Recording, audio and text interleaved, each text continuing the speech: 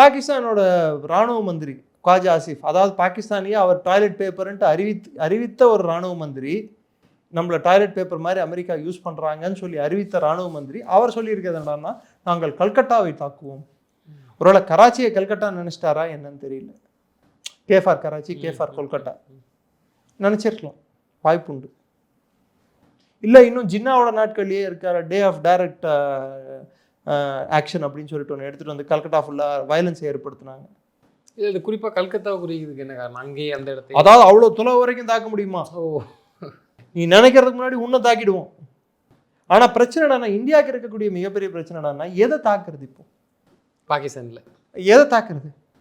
போன வாட்டி ஆப்ரேஷன் சிந்தூர்லேயே பல விஷயங்களை தாக்கிட்டோம். மிச்சம் மீதிய ஆப்கானிஸ்தான் தாலிபான்கள் தாக்கிட்டு இருக்காங்க.